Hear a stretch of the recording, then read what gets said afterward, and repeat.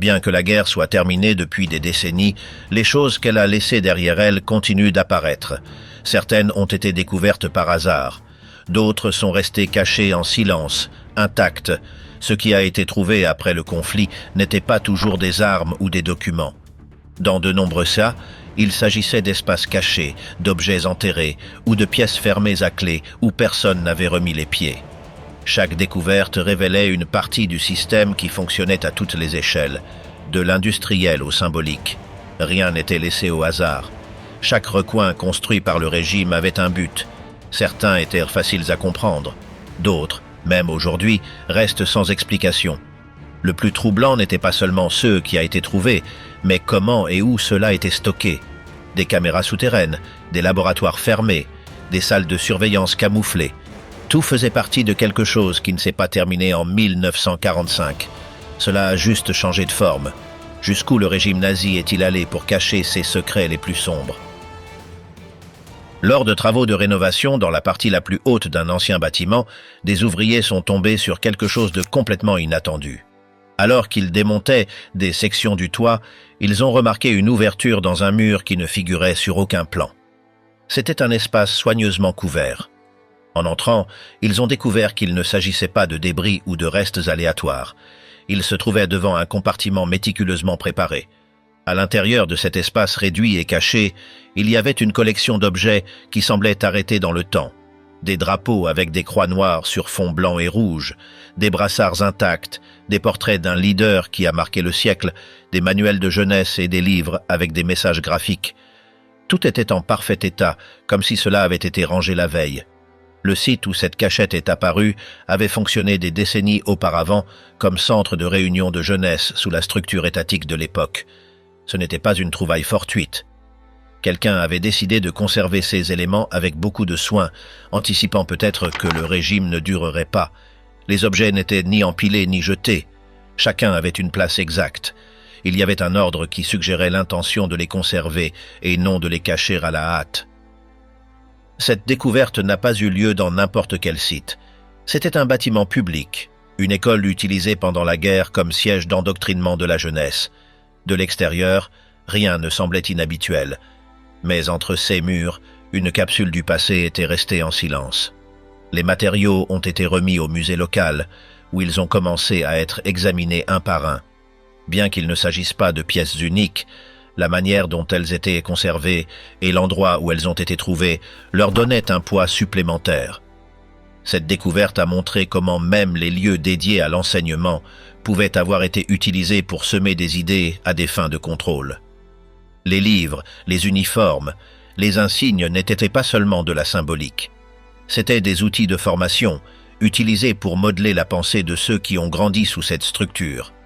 Après avoir été restaurés, certains de ces objets ont fait partie d'une exposition itinérante, conçue pour expliquer comment le régime avait pénétré tous les niveaux sociaux. La cachette, qui est restée invisible pendant des années, est devenue une preuve concrète d'un processus qui laissait rarement des traces aussi ordonnées. Sans avoir besoin de se déplacer très loin, il existe une autre construction dans le même pays qui a également été préparée comme un symbole. Au milieu d'une colline, un ancien château de pierre a été choisi par l'un des dignitaires les plus influents de ce gouvernement. Ce n'était pas un choix fait par caprice. Ce site a été adapté avec une intention spécifique. Ils voulurent le transformer en un centre spécial, non seulement physique, mais aussi symbolique. Dans sa partie la plus basse, sous les niveaux accessibles au public, une chambre circulaire a été aménagée avec des blocs sombres, sans fenêtres, sans décoration visible. Seulement de la pierre, des formes rigides, une symétrie absolue. Au centre de la salle, une dalle a été placée et autour d'elle, 12 niches vides. Le sol portait un dessin qui n'apparaissait sur aucun autre bâtiment officiel, une figure circulaire, ressemblant à un soleil sombre avec 12 faisceaux. Cette image n'était pas décorative, elle avait été placée pour transmettre un message, bien que celui-ci ne fût pas écrit. Les registres ne détaillent pas l'usage de cette salle, il n'y a pas non plus de photos de cérémonie s'y déroulant. On sait seulement qu'elle a été achevée en priorité et qu'elle a reçu des visites de haut niveau fréquemment. Ceux qui ont travaillé à cette rénovation ne l'ont pas fait par choix. C'étaient des personnes transférées d'un camp voisin, obligées de creuser, de transporter et de poser des matériaux pendant de longues journées. Certains sont morts, avant de voir la structure achevée. Il ne s'agissait pas seulement d'un projet architectural. C'était une construction à but symbolique. Lorsque les forces adverses ont occupé les lieux, elles l'ont trouvé tel qu'il avait été laissé. Ce qui était auparavant considéré comme un centre privé a été transformé en partie d'un musée d'État.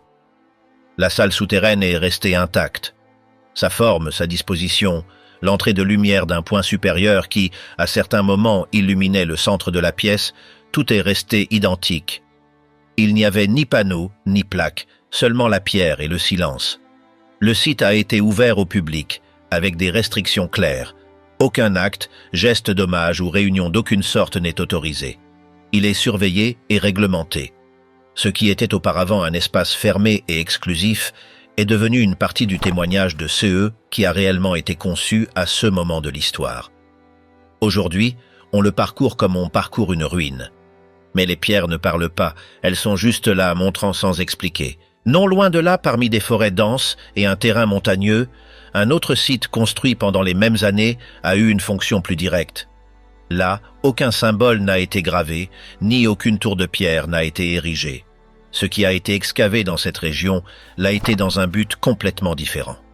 Lorsque les attaques aériennes ravageaient les structures industrielles visibles, la solution du régime a été de déplacer la production sous terre. Dans cette zone reculée, des milliers de prisonniers ont été contraints de creuser des kilomètres de tunnels à la main. Il n'y avait pas de machinerie lourde, seulement des outils de base, la faim et une pression constante. Les passages n'étaient pas de simples grottes. À l'intérieur, des rails, des générateurs, des lignes électriques et des zones de montage ont été installées. Des pièces pour véhicules blindés, des éléments d'armement lourds et des composants d'un avion qui volait plus vite que n'importe quel autre y étaient assemblés. L'atmosphère était insupportable. La poussière recouvrait les poumons, l'air était dense, la lumière défaillait. Si un tunnel s'effondrait, personne ne sortait. Et si quelqu'un ne produisait pas le minimum exigé, il ne mangeait pas. Chaque jour, des corps étaient emportés et des remplaçants étaient amenés. Le rythme était constant, la valeur de la vie inexistante. Lorsque l'armée adverse a réussi à atteindre ce complexe, elle a trouvé un scénario figé dans son horreur. Des machines à l'arrêt, des structures incomplètes, des outils au sol et des corps immobiles. Il y avait des explosifs encore actifs. Ils ont été désactivés juste à temps. Dès lors, du matériel n'a cessé de sortir du sous-sol.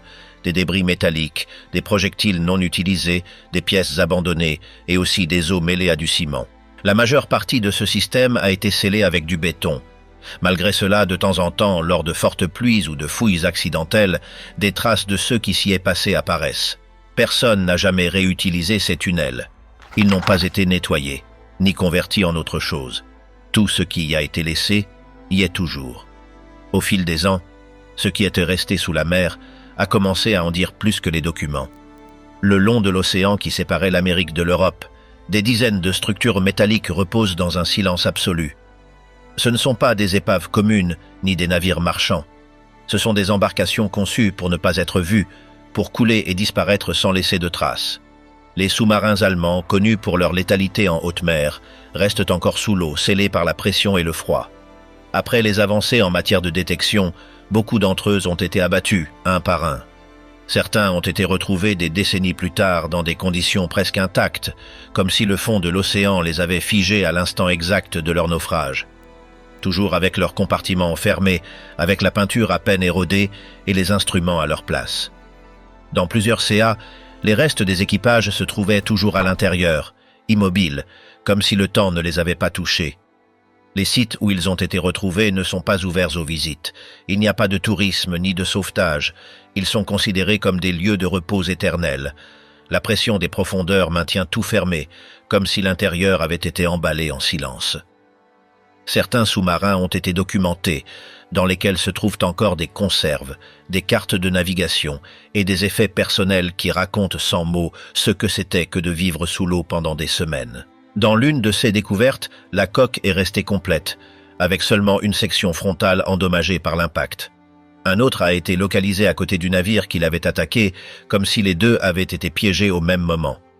Chacun raconte une histoire qui n'apparaît pas dans les livres, la tension d'une guerre sans surface, dans des espaces réduits et sans issue. Bien qu'ils soient cachés dans les profondeurs, ils ne sont pas oubliés.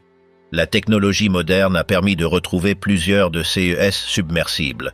Chaque localisation a été enregistrée, protégée par des conventions internationales. Personne ne peut les toucher sans permission. Personne ne peut les ouvrir. Ce sont des structures qui ne représentent plus de menaces, mais qui montrent le coût silencieux de cette lutte prolongée sous la mer. Alors que les traces invisibles de cette guerre dormaient sous l'océan, un autre symbole du même régime émergeait du fond, mais sur un autre continent. Très loin du front européen, dans les eaux calmes près de l'Amérique du Sud, une opération de sauvetage a réussi à ramener à la surface une pièce de près de 400 kg. C'était une figure en bronze, un oiseau aux ailes déployées, tenant un emblème. Pendant des décennies, elle était restée là, sous la boue marine, collée au reste d'un navire qui a coulé lors de la première étape du conflit mondial. Ce navire, considéré comme une menace précoce pour les routes commerciales, a finalement été acculé par les forces navales dans une manœuvre d'encerclement. Sans possibilité de s'échapper ni de recevoir de l'aide, c'est le commandant lui-même qui a décidé de l'envoyer par le fond, avec tout son symbole. La sculpture est restée là depuis, piégée entre le limon, le métal et les courants. Sa récupération a été technique, lente et réalisée avec des équipes préparées exclusivement pour cette tâche. Lorsque la figure a été sortie de l'eau, elle conservait sa forme, son poids et sa présence. Elle a été brièvement exposée dans un espace contrôlé. Rapidement, des gouvernements ont commencé à réclamer qu'elle ne soit pas utilisée comme un trophée ou une pièce hors de son contexte. Ce n'était pas n'importe quelle relique. Elle représentait quelque chose qui divise encore et provoque des tensions. Finalement, la sculpture a été retirée de la vue du public.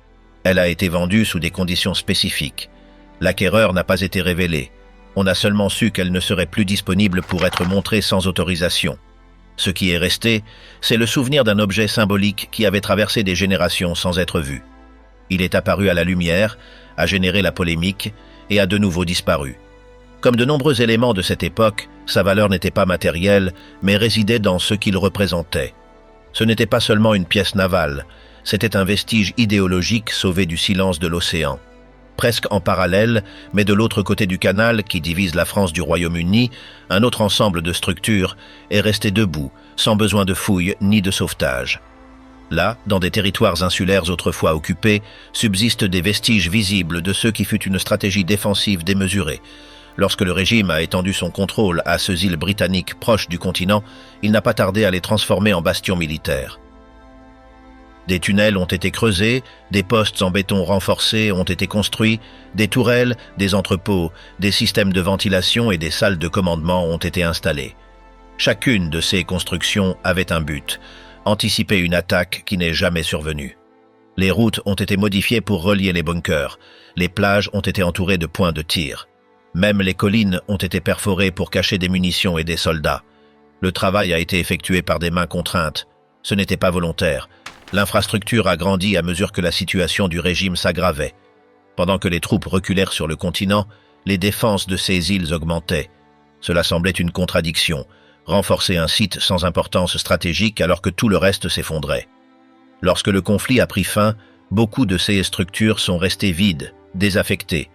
Certaines ont été fermées, d'autres sont restées telles quelles. Avec le temps, la végétation a couvert certaines parties d'entre elles. Mais elles n'ont pas disparu. Elles sont toujours là, comme des traces visibles d'une préparation massive à une invasion qui n'est jamais venue. Dans certaines zones, les murs montrent encore les mêmes tons gris, les portes blindées résistent toujours au passage du temps, et les passages ne se sont pas effondrés. Il y a des espaces où l'on ressent encore l'enfermement, où l'humidité continue de descendre le long des murs, et où l'obscurité ne change pas avec les années. Le souvenir de cette occupation reste gravé non seulement dans les récits, mais aussi dans le béton. Ces îles ont été transformées en une sorte de forteresse externe, qui n'a jamais été mise à l'épreuve. Ce qui était autrefois planifié comme une ligne de défense impénétrable est devenu un ensemble de ruines militaires qui font désormais partie du paysage quotidien. Pendant que les voies ferrées continuaient d'atteindre le limite de l'imaginable, un groupe de personnes descendait à toute vitesse des wagons. On ne leur laissait pas le temps de comprendre où ils se trouvaient. À quelques pas, quelqu'un en blouse blanche décidait, sans explication, qui allait d'un côté et qui disparaissait au fond d'une file. Cette sélection était aussi rapide qu'irrévocable. Parmi ceux qui restèrent debout, certains n'étaient pas conduits avec les autres. S'ils avaient une caractéristique spécifique, s'ils étaient jumeaux, s'ils montraient des déformations ou n'atteignaient pas une certaine taille, ils étaient séparés. Ils étaient conduits à un autre point de l'enceinte. On ne les interrogeait pas durement. On posait seulement des questions simples. Combien de frères et sœurs? Quel lien de parenté? S'ils ressentaient de la douleur? L'homme qui les recevait observait, prenait des notes, marquait. Ensuite, d'autres arrivaient, leur prélevaient des échantillons, faisaient des comparaisons physiques, les pesaient, les mesuraient. Parfois, des substances étaient appliquées sur leurs yeux. D'autres fois, des injections sans explication. Ceux qui étaient emmenés dans ces sections ne savaient pas ce qui se passait réellement. Au début, ils pensaient qu'il s'agissait d'un examen médical. Certains recevaient plus de nourriture, un endroit fermé pour dormir, une certaine protection par rapport aux autres. Mais seulement tant qu'ils servaient aux fins du lieu. Si l'un des sélectionnés mourait pendant le processus, l'autre était également éliminé, juste pour maintenir la symétrie. Il ne s'agissait pas de guérir, seulement d'enregistrer. Chacune des étapes était notée. Il y avait des feuilles avec des noms codés, des schémas, des dessins anatomiques et des flacons numérotés. Lorsque l'armée ennemie est entrée, elle a trouvé ce matériel encore sur place.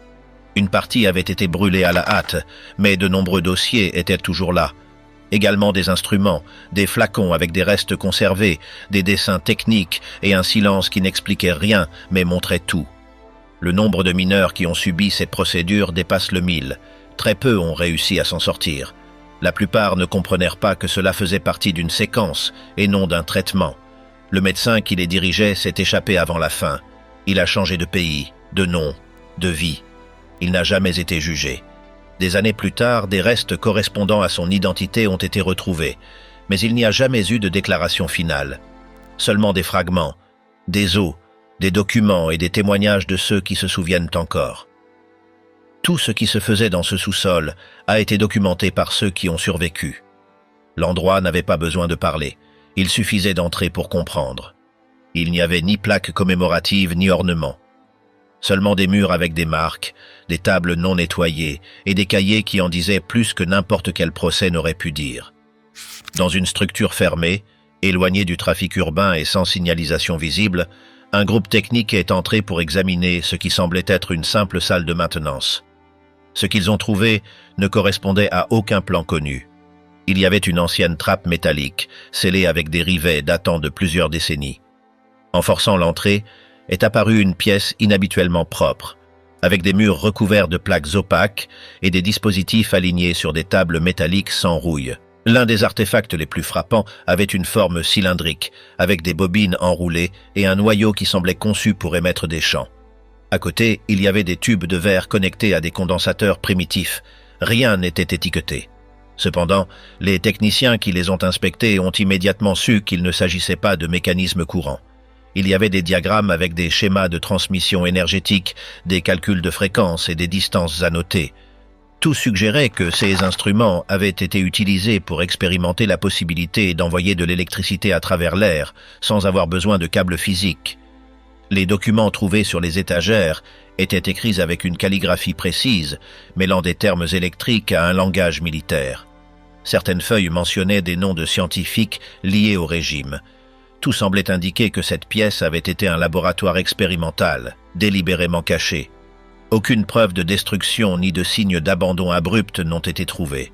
Au contraire, les dispositifs étaient émontés, les outils alignés et les papiers rangés avec ordre. L'idée de transmettre de l'énergie sans contact direct était considérée comme avancée même des décennies plus tard. Mais à cet endroit, tout était déjà en phase de test. On n'a jamais su avec certitude si le système avait réellement fonctionné ou si ce fut une tentative sans résultat. Ce qui est certain, c'est que l'espace a été fermé pendant des années et n'a été redécouvert que par hasard. Aujourd'hui, il reste sous protection officielle. Ce qui y a été expérimenté ne figure pas dans les manuels ni les archives publiques. Cela n'existe qu'à travers les composants récupérés et les rapports techniques qui n'ont pas été éliminés. Non loin de cette enceinte, dans une zone qui avait été murée avec du béton, une autre pièce a été découverte par une équipe inspectant d'anciennes installations souterraines. En brisant une partie du mur, un air dense et chargé s'est libéré, obligeant à évacuer toutes les personnes présentes. Les capteurs ont indiqué une présence de rayonnement plus élevée que la normale. La salle, une fois entièrement ouverte avec des combinaisons spéciales, a révélé des instruments cassés, des boîtes corrodées et des conteneurs de déchets scellés. Certains portaient des symboles d'avertissement, d'autres n'étaient pas marqués.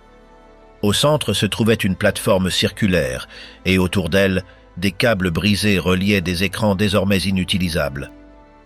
Dans un coin, un tableau de laboratoire montrait une formule écrite à la craie, encore visible, avec des références à l'uranium. Il ne restait personne à proximité capable d'expliquer ceux qui avaient été trouvés. Seuls les restes matériels offraient des indices. Parmi les papiers partiellement détruits, on distinguait des termes comme mesure, intensité et réaction. Les chercheurs ont conclu que des essais avec des matériaux radioactifs y avaient été effectués, probablement dans le but d'obtenir des résultats accélérés pour un type d'énergie ou d'armement. Il n'y avait pas de blindage adéquat. Il n'y avait pas non plus de registres officiels indiquant l'utilisation du site. Le lieu a été scellé immédiatement après la découverte. Aucun échantillon n'a été retiré sans autorisation spéciale. Tout est resté sous contrôle technique, sans accès public. Bien qu'aucun reste humain n'ait été trouvé, il y avait des signes d'abandon soudain. Outils tombés, bureaux renversés et câbles déconnectés à mi-usage. Personne n'a pu confirmer s'il a été évacué en urgence ou s'il a simplement été oublié après l'effondrement du régime. À ce jour, cette salle reste fermée. C'est l'un des espaces les plus dangereux découverts dans les installations de la période.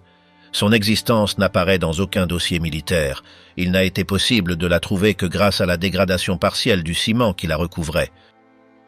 Lorsque le conflit a pris fin et que les troupes alliées ont commencé à parcourir les territoires contrôlés par le régime, toutes les installations n'ont pas été détectées immédiatement. Dans un secteur boisé, sous une structure simple couverte de végétation, une trappe rouillée menant à un niveau inférieur a été trouvée. Ce qui semblait au début un simple refuge est devenu l'une des découvertes les plus complètes en matière de technologie de communication chiffrée. En descendant, des couloirs étroits aux murs recouverts de métal ont été trouvés, avec des câbles toujours attachés au guide. Les pièces intérieures étaient alignées avec des bureaux, des tableaux de commutation et des dispositifs qui, à l'époque, étaient utilisés pour recevoir et envoyer des messages. Sur une table centrale se trouvait une machine à coder intacte avec son mécanisme non démonté. Le clavier, les rouleaux internes et les couvercles en bois étaient conservés comme si quelqu'un était parti quelques minutes auparavant. La machine correspondait en conception au modèle connu sous le nom d'Enigma, bien qu'avec quelques modifications qui ne figuraient pas dans les registres antérieurs. À côté se trouvaient des piles de papier avec des annotations codées, beaucoup d'entre elles encore non déchiffrées. Certains fragments montraient des séries numériques, des noms de lieux et des horaires marqués avec précision. Tout indiquait que l'endroit fonctionnait comme un centre de transmission indépendant, probablement lié à des mouvements stratégiques sur différents fronts. Les panneaux électriques étaient toujours montés, les lignes téléphoniques internes étaient encore connectées. Dans une pièce adjacente, des enregistreurs à bobines et des microphones rudimentaires qui avaient été utilisés pour enregistrer les messages entrants ont été trouvés. Aucune trace de destruction n'a été trouvée. Rien n'avait été brûlé ou démantelé. C'était comme si les occupants étaient partis avec l'intention de revenir. Mais ils ne l'ont jamais fait. Les rapports techniques sur la découverte ont conclu que ce centre a fonctionné jusqu'au dernier jour du régime. Ce fut l'une des rares stations souterraines où l'activité s'est arrêtée sans intervention extérieure. Apparemment, son emplacement éloigné lui a permis d'être conservé presque dans son état original. Tout le matériel a été extrait avec un soin extrême, et plusieurs des transmissions sont encore étudiées par des spécialistes en cryptographie historique. Bien que cela sembla difficile à dépasser, une autre découverte plus discrète a attiré l'attention des chercheurs peu de temps après. Il ne s'agissait ni d'une usine, ni d'un laboratoire. C'était une salle circulaire parfaitement camouflée, conçue pour observer sans être vue. Elle a été découverte par accident, lorsqu'un groupe de spécialistes des structures abandonnées a remarqué une légère déformation du terrain à côté d'une ancienne base opérationnelle. En creusant, une entrée scellée avec de la terre compacte a été trouvée.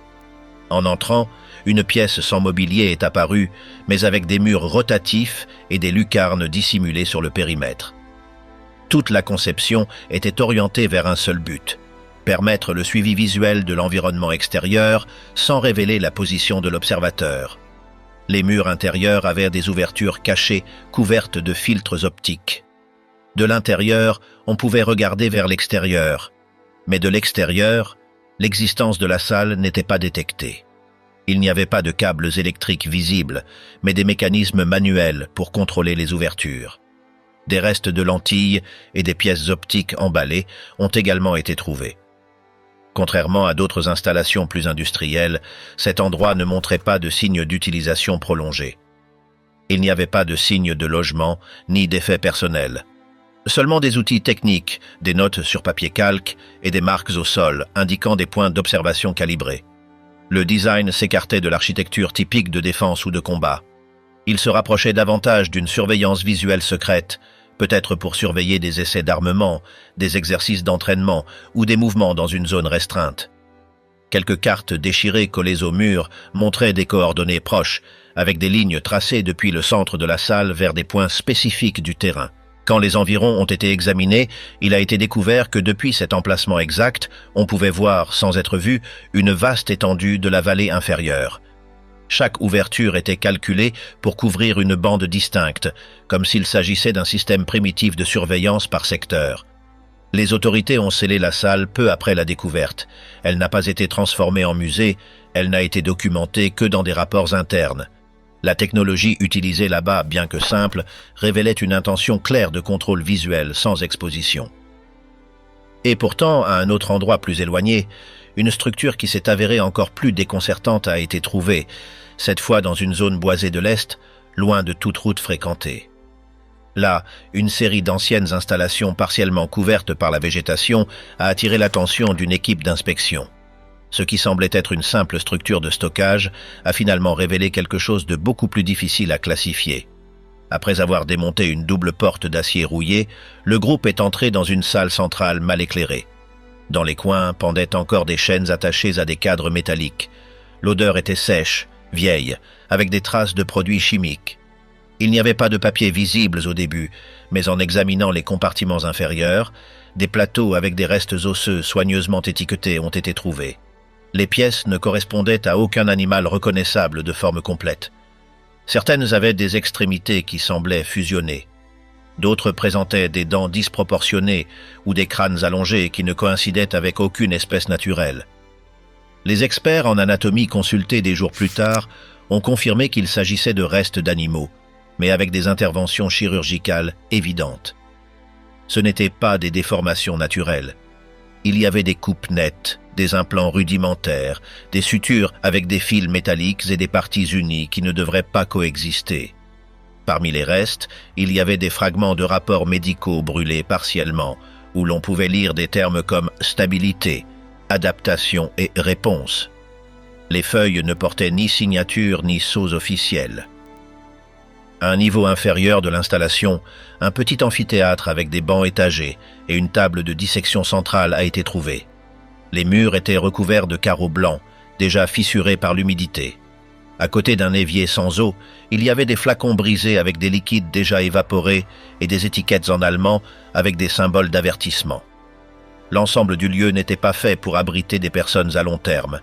C'était un site d'observation technique, avec des registres visuels et des vitrines de conservation. Tout indiquait que des tests répétés avec des animaux y avaient été effectués, probablement cherchant à modifier des comportements ou des caractéristiques physiques. Il n'y avait pas de documentation concluante sur le but exact du laboratoire. Certains chercheurs ont suggéré que cela pourrait être des tentatives de créer des spécimens à des fins d'études militaires ou biologiques. D'autres ont considéré la possibilité d'essais pour tester des substances sur des organismes avec des altérations induites. La seule chose claire était que les restes trouvés ne pouvaient être attribués à aucune espèce animale sans intervention directe. L'endroit a été scellé dès la fin des inspections. Son ouverture au public n'a pas été autorisée. Les échantillons récupérés ont été stockés sous garde technique. Aucun n'a été envoyé au musée. Il n'y a pas non plus eu de communiqués officiels étendus. Seuls des rapports internes à accès restreint ont été rédigés. Jusqu'à aujourd'hui, les images prises là-bas n'ont pas été divulguées complètement. Le peu que l'on connaît provient de registres techniques et des récits de ceux qui ont participé à la découverte. L'ensemble des découvertes n'offrait pas de réponse, mais multipliait les questions. Il montrait que, parallèlement à ceux qui étaient visibles et documentés, des lignes de travail cachées se développaient, loin du front et de toute révision externe. Cette découverte, par sa singularité, reste l'une des plus déconcertantes de tout le répertoire des découvertes postérieures à l'effondrement du régime. Non seulement par ce qu'elle montrait, mais par ce qu'elle insinuait. Rien de tout cela n'était le fruit du hasard. Chaque tunnel scellé, chaque salle fermée, chaque objet enterré fut caché avec précision. Il ne s'agissait pas seulement de dissimuler des preuves, mais d'assurer que, si quelque chose tournait mal, tout le reste continuerait à fonctionner depuis l'ombre. Au milieu du chaos de l'effondrement, certains archives ont disparu. D'autres sont restées piégées dans des voûtes que personne n'a rouvertes. Pendant que le monde célébrait la fin de la guerre, sous terre se trouvaient encore des trains blindés, des compartiments avec de l'énergie sans fil, des salles circulaires conçues pour surveiller sans être vues, et des restes d'animaux altérés sans explication. Ce qui semblait détruit était toujours là, figé pendant des décennies. Et le plus troublant n'était pas ce que ces espaces montraient, mais ce qu'ils suggéraient, qu'il y en avait beaucoup plus, et qu'une grande partie n'a jamais été trouvée. Chaque découverte s'est faite par erreur, par une fissure dans un mur, par une machine excavatrice qui a creusé trop profondément, par un tunnel que personne n'avait repris. Le silence n'était pas l'oubli, il faisait partie du design. Et tout, ce qui refait surface aujourd'hui n'est qu'une fraction de ce qui reste encore caché.